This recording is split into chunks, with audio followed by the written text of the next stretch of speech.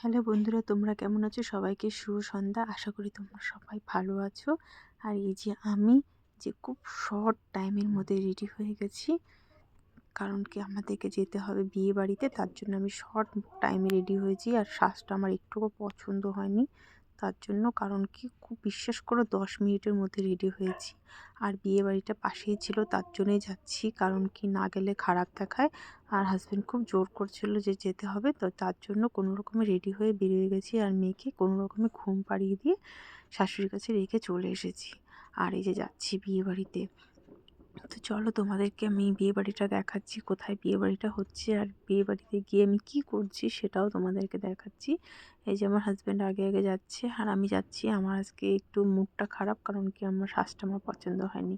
আর বিয়ে বাড়িতে এসে দেখলাম যে সব নাচানাচি চলছে। যার বিয়ে মানে ছেলের বিয়ে ছিল, তো আজকে ছিল হলদি মটকোর, আজকে সরি বিয়ে না, আজকে ছিল হলদি মটকোর। তো সেটারই আর কি প্রোগ্রাম হচ্ছিল, কিন্তু এখানে দুলহা নেই, দুলহা হয়তো ভিতরে আছে, পুজো টুজো চলছে তার জন্য। তো আমরা বসে বসে সব ডান্স টান্স দেখছিলাম, কারণ কি অনেক রাত্রি হয়ে গেছিলো, তার জন্য আমাদেরকে খেতে হবে, তাড়াতাড়ি খেয়ে এবার বাড়ি আসতে হবে। জানোই বাড়িতে মেয়ে আছে, সেজন্য একটু টেনশন হচ্ছিলো মেয়ে আবার উঠে না যায়, কান্নাকাটি না করে। তার জন্য বসে বসে আর কি ভাবছি যে কখন খাবো আর কখন বাড়ি যাব। তো সেটাই আমি অপেক্ষা করছিলাম। আর এদিকে এদের ডান্সও দেখছিলাম, এদিকে চলছিল ডান্স। তো বসে বসে ডান্সই দেখছিলাম আর ওয়েট করছিলাম যে কখন খাবো, তারপর বাড়ি যেতে হবে। সেটার একটা তাড়া আমাদের মধ্যে, কিন্তু আমার মধ্যে বিশেষ করে ছিলই। তো যাই হোক, এই টেনশন নিয়েও আমি বিয়েবাড়িতে ছিলাম, কিন্তু আমি কিন্তু মানে প্রোগ্রামে ছিলাম আর কি। তো চলছিল। তারপর শেষে আমি আর কিন্তু মানে বসে থাকতে পারলাম না, আমাকে টেনে নিয়ে আসলো এই যে আমার এক ভাই, মানে দেওর বলতে পারো। তো যাই হোক, আমার হাজব্যান্ডকেও টেনে নিয়ে আসলো ডান্স করার জন্য।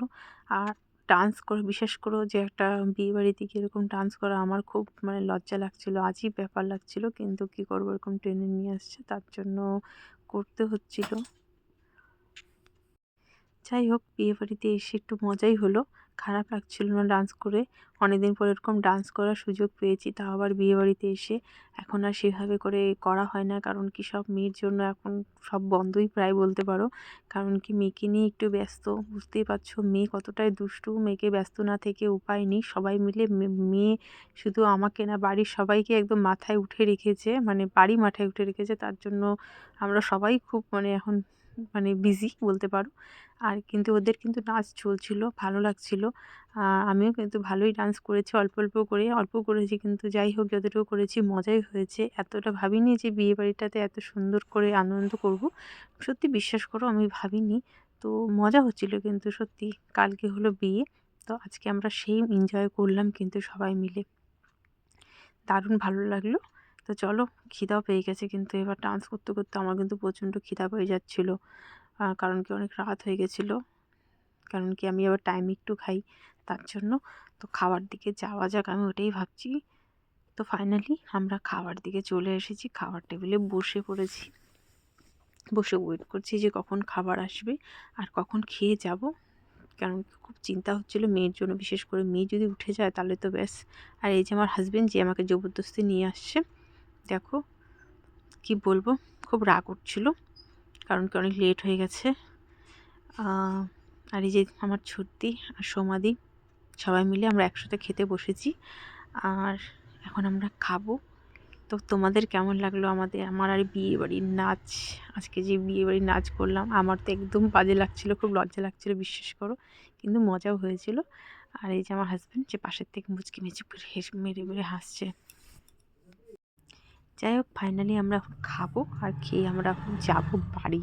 তো চলো, তো ফাইনালি আমাদের খাওয়া কমপ্লিট হয়ে গেছে আর আমি যাচ্ছি বাড়ির দিকে। আর রাত্রি হয়ে গেছে অনেক।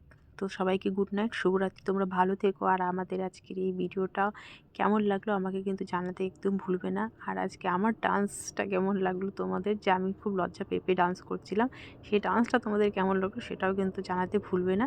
তো চলো, তোমাদের সাথে আবার দেখা হবে। গুড নাইট, শুভরাত্রি, বাই বাই।